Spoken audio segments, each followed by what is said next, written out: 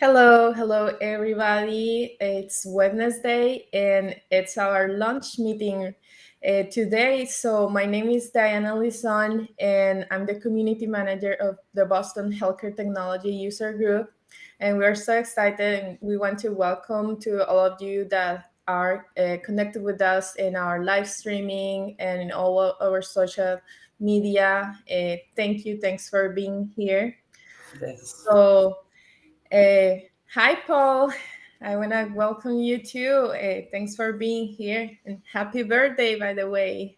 Oh, thank you. Yeah, no, I always get excited for these biweekly meetings, the lunch and learn. So I'm excited, and but we have a great speaker today as well, and a great topic to talk about. Maybe we'll follow our standard format and just introduce the group and go over our mission, and then turn it over to our weekly speaker. How's this sound? Yeah, it sounds very good. Yeah, I hope everybody can enjoy and is excited like us. So we have the live chat, and please feel free to send us your comments, your questions that we'll be managing here and answering on time. All right. Yeah, so just a little bit about our mission first. So we are the Boston Healthcare Technology User Group and Community. As we like to say, we're based locally out of the greater Boston area, the healthcare hub of North America. But we serve a global audience, again, as we like to say. So based locally, but serve a global audience. And our goal really is just drive interest in and knowledge and career opportunity in healthcare technology. And a large part of this includes giving back to the community. And one of the key projects that we're working on now to do so is by building our Discord community. And so there's, gosh, I've lost track now, but a few hundred, million users on Discord, mostly in the younger demographics, if you will. And so one of the things you might want to do is check out our Discord community, where we post content from this group and from Twitter and job opportunities, etc.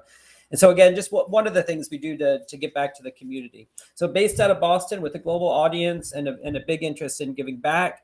And then the next slide, we do have Real Activity as the primary sponsor for the meetings to date. And then on the next slide, there's two links to follow the group. The first is BOSHUG.com. If you go to BOSHUG.com, you'll be redirected to a link tree. And there's various links to, for example, to schedule to speak at a future meeting, or to check out the list of upcoming meetings, etc. That's all on the link tree. Join the mailing list is another link that's up there. And then the second link you see here is to the healthcare community that we were just talking about on the Discord servers, the Discord community. And so that's Discord/healthcare. That's us. And so now, with that said, again, I'm really excited for our speaker, who's a Microsoft consultant and MVP out of the UK, with a great deal of experience in cloud technologies and how it applies to cloud computing, if you will, and also some global experience. One of the interesting perspectives I think you'll see that Martin is going to bring to his presentation is making some comparisons to the key differences in healthcare systems, global healthcare systems. In this case, it would be the United States versus differences in the UK. So I hope that's not too much build up, Martin. But again, I'm really excited for your presentation, especially just off the heels of, we were just talking right before the cameras started rolling, but you were actually starting to highlight some of the differences, just even from a financial perspective, between the UK systems and the US systems. And so with that, maybe I'll let you sort of do your own introduction now, and an introduction to the topic, and we'll go from there. I'll field any questions in the chat with Diana. And Yeah, sure. Yeah, welcome, Martin. Okay, thanks, guys. Thanks for having me. Yeah, so welcome everyone. I guess first of all, it's really good to be here, and thanks to Diana and Paul for inviting me on to come and talk to you. As Paul was saying, I'm a Microsoft MVP in Azure as well as an MCT. Quite a lot of my work is around DevOps and cloud native applications, and I'm going to talk to you about some of that in a little bit in relation to healthcare. And I'm also a DevOps ambassador with the DevOps Institute, so get involved in quite a number of community and user group focused events with those things. From my day-to-day work, I'm the head of DevOps at Transparency, who are a UK managed service provider, and we effectively, excuse me, we effectively provide Azure and modern workplace managed services wholly on Microsoft technology for our customers. So I have quite a bit of experience, as Paul was saying, working for different providers, of working with the UK health system. So what I wanted to do in this conversation really is just give you a quick overview of what the NHS is. And the NHS is the healthcare system in the UK. It stands for the National Health Service. I also wanted to give you a flavour of what technology is like in the NHS. So you can have I guess, a bit of an understanding where that fits in. And then I want to talk to you about something quite special, which is around how we've gone and built some software. So I've done this for organizations before, and built some software around smart beds. So the ability for beds to be internet connected devices and send telemetry information to physicians and caregivers, really improve some of the patient outcomes and patient experiences. So I'm going to talk to you a real little bit about that as well.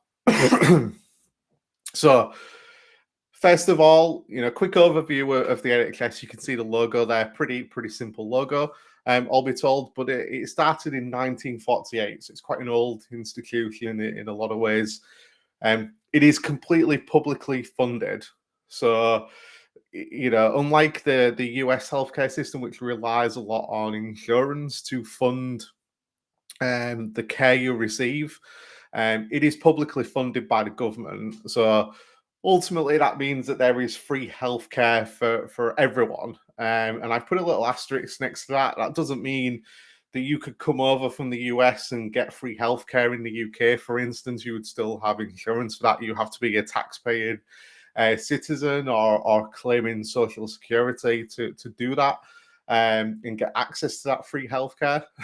And the NHS effectively provides services all the way from hospitals to GPs, all the way to dentists and mental health services, all the way through the spectrum of the whole system. So it's a huge employer.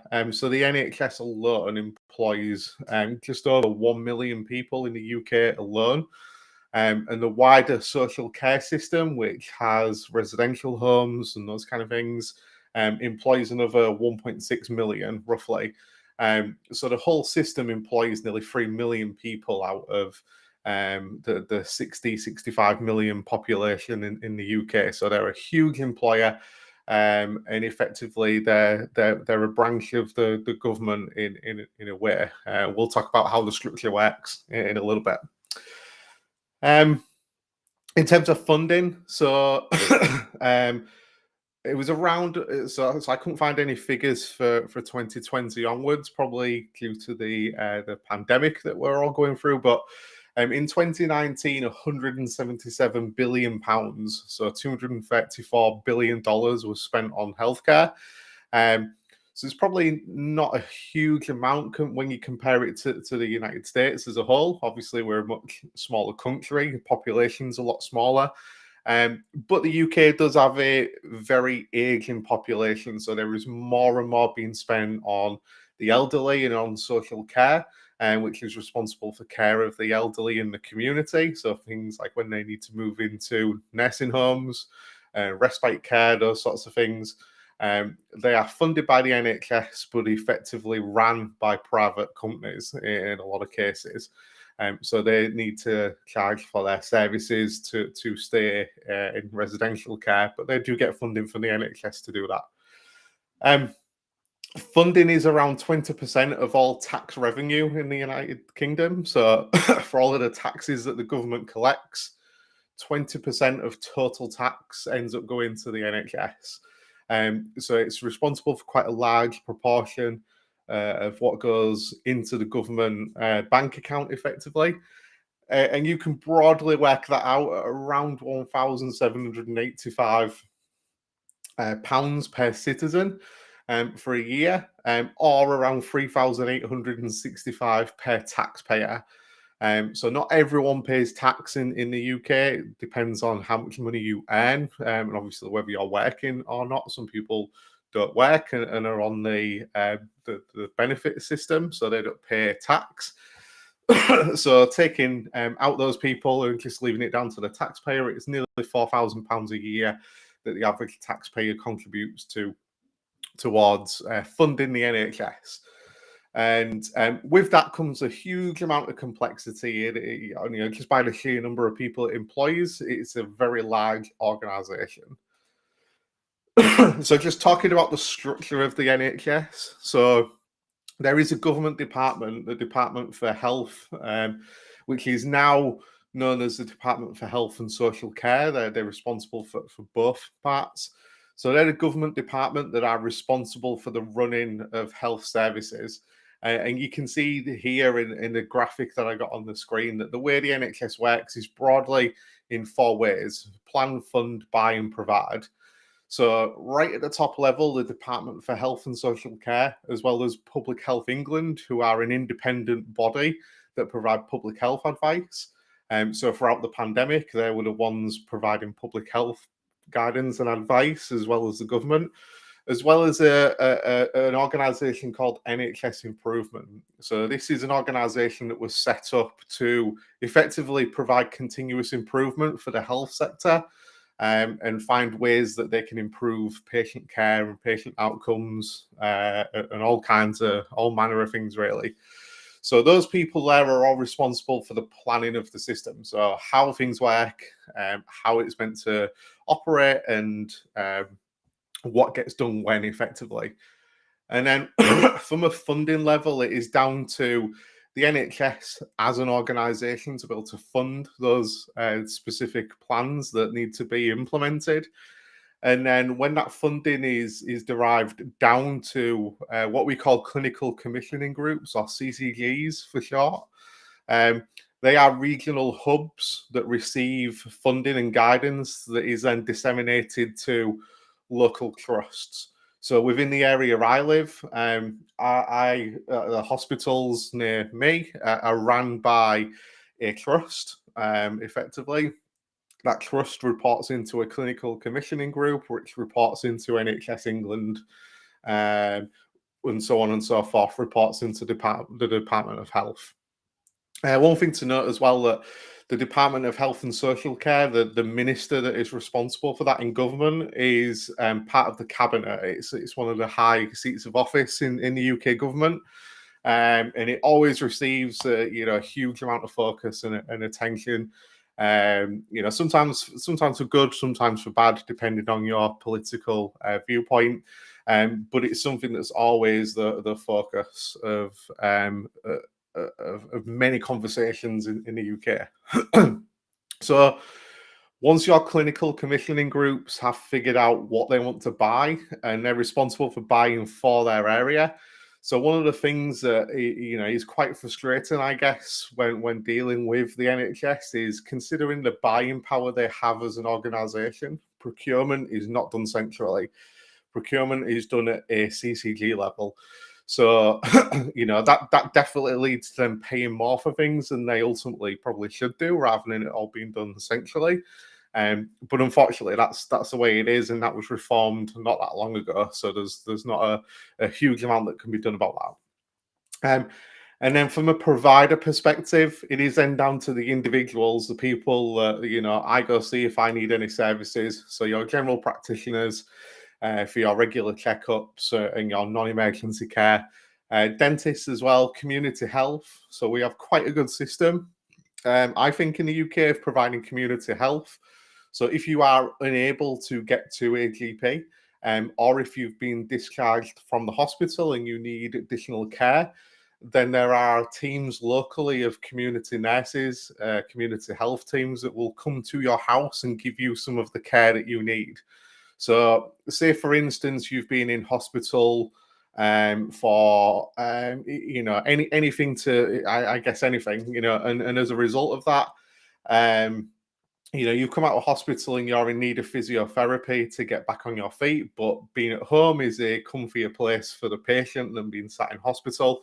Then part of the community health team will come and do that physiotherapy with you at your house, and they do rounds of appointments every single day to go see all the patients that they need to. Some of the other providers in there, obviously hospitals as well, and any mental health services are also part of that as well. And we split them into what we call primary care and secondary care. So your GPs, your dentists, and the community health teams are classed as primary care. And then the secondary care is around the mental health services and also the hospitals as well.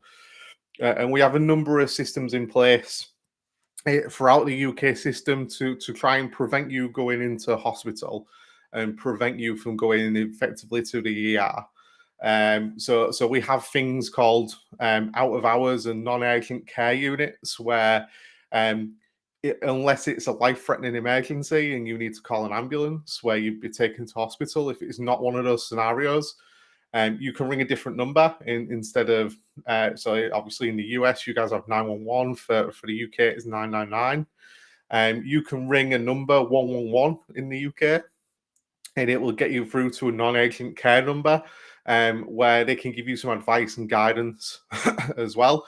And they could also tell you if you can make it to go to one of the non-urgent care units. And there they can do everything. There's doctors and nurses there as well that can give you prescriptions for the drugs that you need. They could give you x-rays and give you different types of care without the need to go into hospital. And the idea is to try and keep people out of hospital unless they actually need to be in the hospital in the first place. So moving on to technology within the NHS. So technology within the NHS falls under the remit of an organisation called NHSX or NHS Digital. And their remit is the one that's down there on the left-hand side: digitise, connect, transform. Obviously, as pretty much everyone attending will know, the healthcare sector is, generally quite risk averse. We're trying to keep patients alive, and any way that can be done is a positive. And if it's done in a certain way, it can be very difficult to get those attitudes to change, to find a better way to do it. But I picked out 4 really key areas where NHSX are working throughout the NHS to try and make things better. And the first one's in electronic workflows. So businesses all over the world are used to workflows, business processes from happening. And just like every other business across the world, the NHS is trying to automate and digitize a lot of those workflows to cut out waste. They do a great process actually of lean. So one of the practices within Agile is the lean methodology and value stream mapping. They're actually really good at looking at identifying lead times, long lead times, identifying waste in processes, and either coming up with automation or removing them from the process altogether. The problem you have is that that's done centrally and care is given at a local level. So it does take time for those changes to, fall through throughout the system into different areas.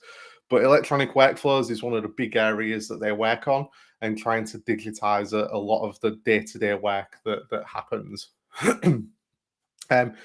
Direct care APIs is another big one. So APIs have enabled a huge amount of things to happen. So going back a number of years now, because if you remember, I was talking about clinical commissioning groups, CCGs, because each area has its own CCG. Previously, if I was ill where I lived, absolutely fine. They would know what my patient record was. They would be able to pull everything up. But if I was working away in London, which was quite a frequent occurrence for me a few years ago, then if I fell ill in London, they would not be able to access my care record because it was with another clinical commissioning group and they don't have access to another area's details. So APIs have enabled access to records, so they can view read-only versions of a patient's detailed general practice record, for instance, no matter where I am in the country. So if I've had treatment somewhere else in the country and then travelled and fallen ill, they can see exactly what I was admitted to hospital for, exactly why I went to the GP, exactly what medicine I was given and what dose, what advice I was given, anything that can help improve the care. And that's something that really improves patient outcomes for people that are not always in the same location. The ability to manage appointments so that they can share and manage appointments to provide a better level of patient care by joining up different appointments is another big benefit to introducing APIs. Introducing more structured electronic records so that they can ingest practice records from general practitioners, save that information as part of their own clinical record when you're in the hospital potentially, and really give them a holistic view of patient records from multiple different data sources that can be then displayed together. And as part of that, they can then be sent as documents. They can be given to consultants for follow-ups, for instance, sent from one clinical team to another or one clinical setting to another, exported in different formats like PDFs and such like, and again supports more joined-up patient care. Medicines is another big area as well. Excuse me. So NHSX has a vision for digital medicine that provides a seamless flow of medication and prescriptions between health and care settings. So the intention for that is to in collaboration with having access, unified access to records, provides more safer joined-up care, and it improves the medicine-related patient safety. That is obviously critical as well. It reduces the burden that's on frontline clinicians because they're able to see and access everything that's gone about previously and understand it in more detail. And importantly as well, the patient experience is better as well. You know, just because everyone is entitled to healthcare doesn't always mean that experience comes secondary. Experience is very much a front of mind thing. And the NHS wants people to leave having a positive experience, so that next time they need that healthcare, they have a positive view of exactly how they were treated and who they were treated by. Last one's on medical devices, which is where we're going to jump to next. So a number of different medical devices are becoming smarter. So whether it's pacemakers to help with heart conditions, hearing aids, there's a whole host of medical devices that are now becoming smarter, and technology is being used to improve the patient experience even further, reduce the burden, improve patient safety, and improve patient care. And one of those areas is in smart beds. So there are a number of different smart bed providers throughout the world. So two of the big ones are Siemens and Hillrom, and they both provide beds that have built-in monitoring capability. What the benefit is you know, primarily it's around patient safety, and we'll go into some practical examples of where this has helped in the future. But preventing people from falling out of their beds, you know, it is, believe it or not, certainly in the UK at least, I'd be surprised if it wasn't the same anywhere else, some data that I've seen, quite a common issue for older patients, especially to fall out of their beds.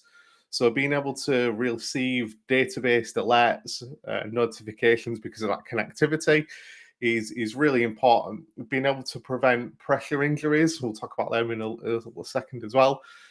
Better monitoring and real-time detection is really key. And the best thing is it's continuous and it's contact-free. And it involves a number of different machine learning outcomes as well. So just to give you some idea as to where this really helps. So if you're if you're lucky enough to be in one of these smart beds, then they are connected to a private network within the hospital, and they send information, certainly from my experience, to an Azure Event Hub. So the ability to send and process millions of events, like these beds send telemetry every second. So we needed something capable of processing that data at a very large scale. Some hospitals have thousands of beds in. It's obviously thousands of pieces of telemetry every second. We needed a way to process that and deal with that data. The other thing we needed to do is normalize the data. So between departments, they sometimes refer to the same medical term differently. So it was important to make sure that it was displayed in the right format. So the data goes through a normalization process depending on which department the bed is in. But what that then provides, and you can see on the screen, is centralized monitoring of vitals. But it also uses that data and puts it through machine learning to detect ailments before they become a problem. So for instance, using various different metrics that the beds collect and connected to the devices that they're connected to, they could detect sepsis before it becomes a problem. So that improves patient outcomes. Sepsis is obviously a very serious condition, but using data from healthcare professionals, we're able to create algorithms. Data scientists can create algorithms that can identify the things that lead to sepsis if they're not treated. And they send alerts to the system. So one of the other things that there's been a big investment on is the ability to move away from paper. So staff can use tablets or phones to be able to input data into a smart platform and look at data on the go. Excuse me. So with the invention of smart beds and the software and the platform that powers it, and being able to view that information, the clinician that's responsible for that patient's care can get notifications wherever they are. They don't have to be on the hospital ward. They don't have to be next to the patient, but they will know what's happening with that patient just by looking at their phone. It doesn't matter where they are or what they're doing. So that improves patient outcomes, that improves satisfaction. And when we mean outcomes, we mean that people are getting treated for things quicker. So being able to work with the really smart healthcare professionals that understand illnesses and understand the triggers for conditions really early on is really vital for this process to work, because we're able to then work with data scientists and build in those feeding data to those models and get data come back out that we can then send alerts off. And through a combination of different cloud-based technologies, we can make this platform scalable, highly available, and extremely reliable to be able to support a number of these different things.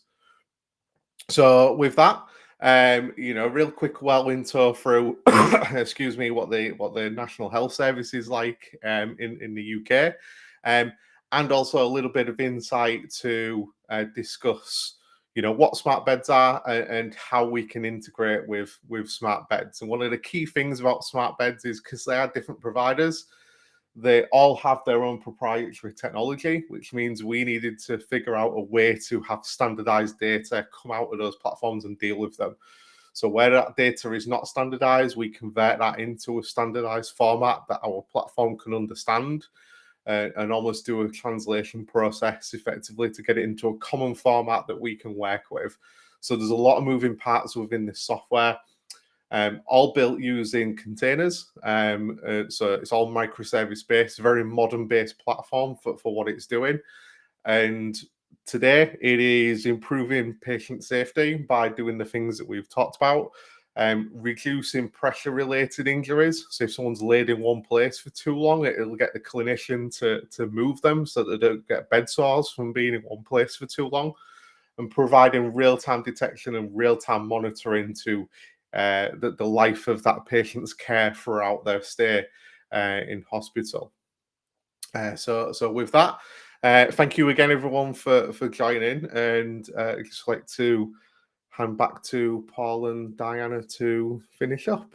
Thank you again.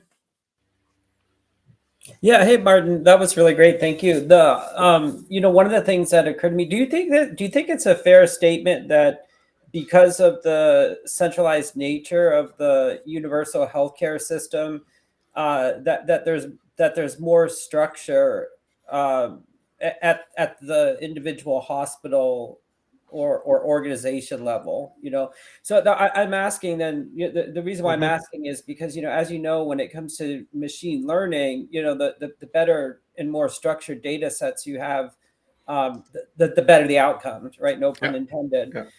And so in the US, one of the problems we have is that because we don't have a centralized system, we've got different hospitals running all sorts of different things. I mean, there's some consolidation in that you have, some of the major players, right, that control a lot of the for example, the medical record market. So anyway, all that to ask, like, is that a problem for you folks as well, or is that made easier because of the centralized nature of the healthcare system there? So I think the centralized system helps with a lot of things, and I think if you were to just look at it from a clinical perspective, that probably helps because they publish guidance to doctors and consultants about the procedure for different things, whereas that may be different in the US depending on the healthcare provider that you happen to visit or what your health insurance covers as well. So that centralized way does help with a lot of things, certainly on the clinical side. I think one way it doesn't help, and there is a negative side to it, is to a degree. To a degree, there is, I guess, more. I guess more red tape because of that centralized approach. Proposing something can take years to get through the layers of But from a bureaucracy and red database, a tape. data schema, there's some consistency across the It's hospital. standardized, yeah. It is okay, yeah. Yeah. Because that's a and one of my focus is not just healthcare technology, but global health, and how these issues, and that's why I was so fascinated by your topic and happy to have you on today. And one of the things I've noticed is that it seems like in countries where they do have a little bit more of a centralized system. In this case, it would be for healthcare. There's some benefits from a technology perspective that you can reap from that, and especially with machine learning, because again, the 101 rules of machine learning, right? The more data, the better, and the more structured, the better, right? And if you have those two things, like that's a huge step, right, in having the best. In creating the best algorithms, I guess teaching is part of that. And I guess there's I was just going to say there's probably two ways where that directly helps. Yeah. The more subjects you have, obviously, the more accurate the model gets when it comes to machine learning. So you have more data contacts to be able to put into that model to make it more accurate, train it, and modify it if needed. The other way it works as well is, all of these different groups talk to each other. So if you're doing something for one area of the country and it works well, then the good thing about things being standardized is somewhere else can just take it and implement it with very few changes. So it's almost like someone else does the legwork for the rest of the country's providers. And then once they realize, it's almost like they're taking that plunge for the first time to be able to say, well, we're not really sure we want to do that. We're going to let someone else try it first. Yeah. Well, I think the other place where it probably becomes a little bit easier too is like with the API access stuff, right? Because, interestingly enough, so in the US, again, we have this problem because of the nature of not having a centralized, system, right? So you have these, and again, you have some consolidation because of the bigger players in the software industry. Like, for example, Epic controls 52% of the patients use Epic. Epic is a vendor that supplies electronic medical record technology. So you do have that, but for the most part, in theory, you know, every hospital could be different. They have a different electronic medical record, et cetera. And so one of the things we saw happen during the pandemic was all of a sudden you needed, you know, this on-prem healthcare data to be accessed in the cloud, at least to some extent, right? Meaning that patients needed to schedule appointments through portals. You know, they needed to be registered for telehealth visits, right? And so and so what's interesting is we do that in the US. We use the FHIR standard, FHIR, you know, which is sort of an evolution of HL7. But what's interesting about that is I think it's actually a UK company that's responsible for the standard, or certainly a European one. I can't remember for sure if they're from the UK. But so it's interesting because you have this European group, you know, that's created this standard. And for all I know, maybe it's the underlying standard that they're using it, you know, with your country's group as well, the NHS. But anyway, my point is that we actually use that standard here now. So we call it FHIR, and all of our major vendors, and by the way, including Microsoft, Amazon, and Google, you know, they all have an implementation of you know, sort of their flavor of FHIR, right? Like they each add a little bit to it. And then, as you know, Microsoft likes to turn everything into a service, you know, so now they even have, I forget the formal name now, but it's like, you know, the healthcare APIs or whatever, but it's basically, you know, FHIR, and then they've extended it a little bit, right? And of course they, you know, they take the servers out, right? So you're buying for some support there, right? Like basically they're making it as easy as possible. Let's just say that for folks that want to engage. So that's how we get around it. But I'm guessing you don't have that issue, right? Just like the data, because you have this universal system, I'm assuming you have universal APIs that give you access to the patient data as well. Yeah, and that kind of stuff really helped in the pandemic as well. So NHSX, for instance, were able to very quickly build discrete applications that could help with booking vaccines because they were all connected to the central healthcare system. You know, when you booked your vaccine for COVID-19, because they already know what allergies you have, you know, when you had your flu vaccine, if you were eligible for the flu vaccine, they could automatically offer you the right vaccine depending on what your allergies were, and offer you the right time to have it because they knew when your last flu vaccine was, and there needed to be a specific gap in between the flu vaccine and the COVID-19 vaccine before you could have it. So they already knew all of that information and could do all that for you. And to add to that, as all the reporting of data was done on a daily basis and was very accurate. The number of cases, deaths, hospitalizations, people on mechanical ventilators, because they all use the same data structure and data format. So it was very easy to build something that would report that data nationally.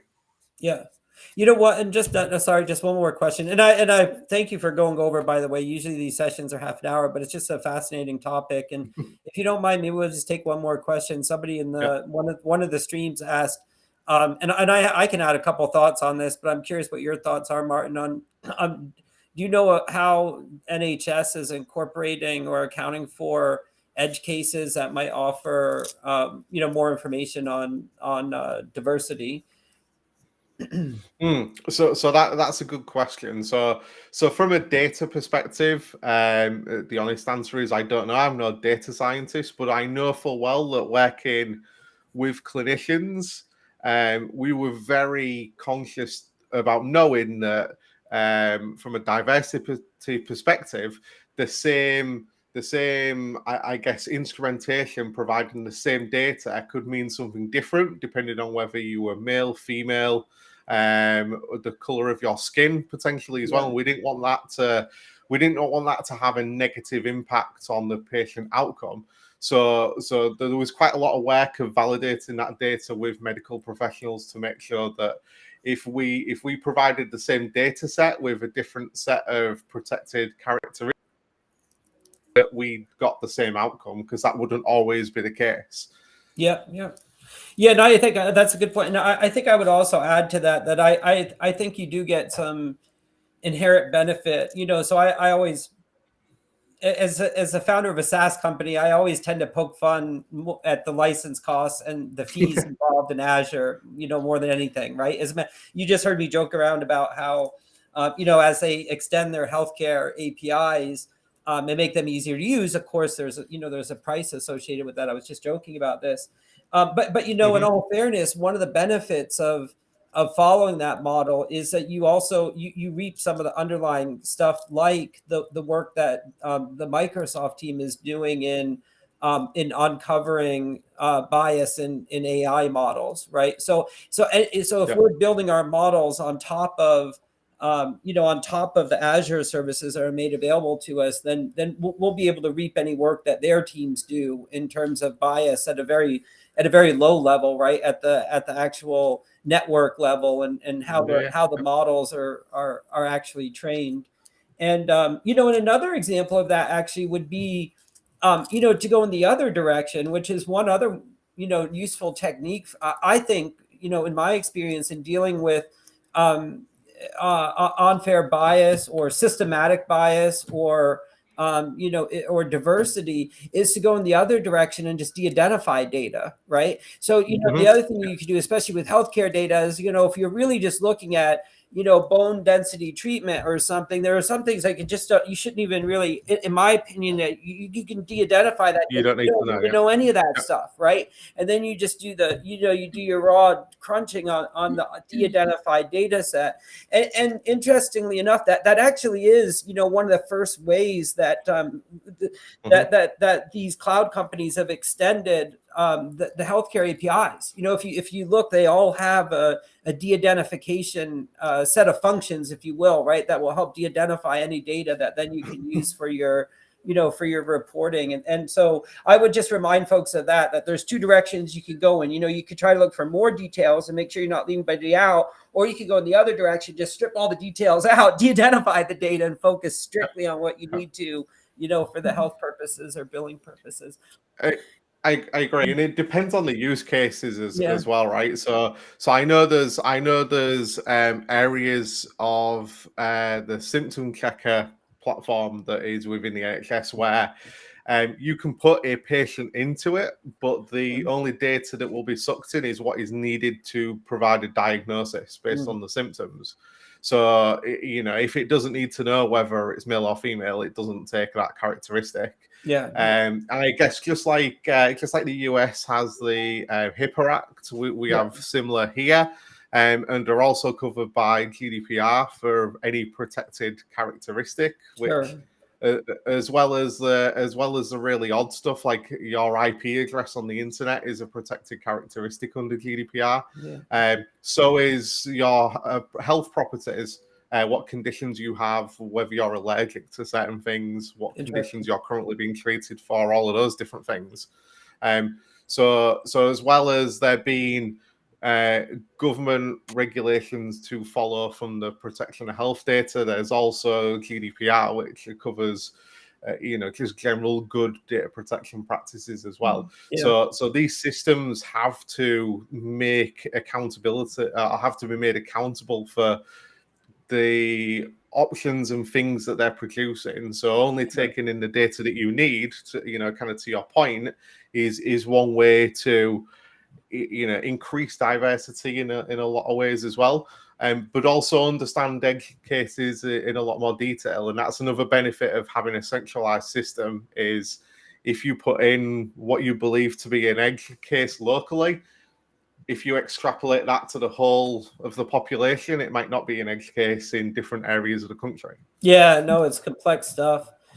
So again, I can't thank you enough for your time today. It's an honor to have you participate in our community. I can already sense a second session coming on in the future. I'd love to talk to you more about the diagnosis stuff and the user experience, because that's something I've always found a little bit tricky is, at one hand, from one perspective, you want to protect data, but then on the other perspective, you want to give providers, doctors a big picture, right, when they're making a healthcare decision. And that's tricky, especially when you have to do it on mobile devices and tablets. So anyway, that's a whole nother topic. Maybe we can talk about another session.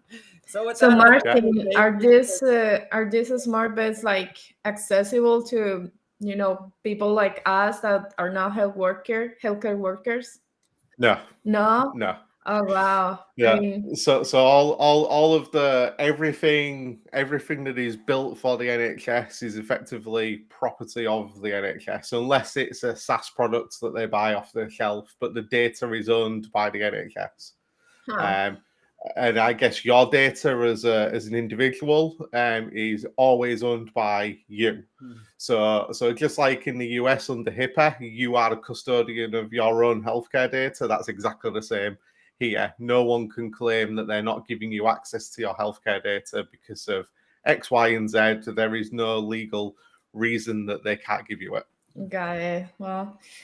Well, we learned a lot today. Thank you, and thank you, Martin. Yeah, thanks for stay with us. Like 15 minutes more. That was very, Yeah, very no problem. exciting. Yeah, Yeah, great. it's great to be talking here. to you. Thanks again.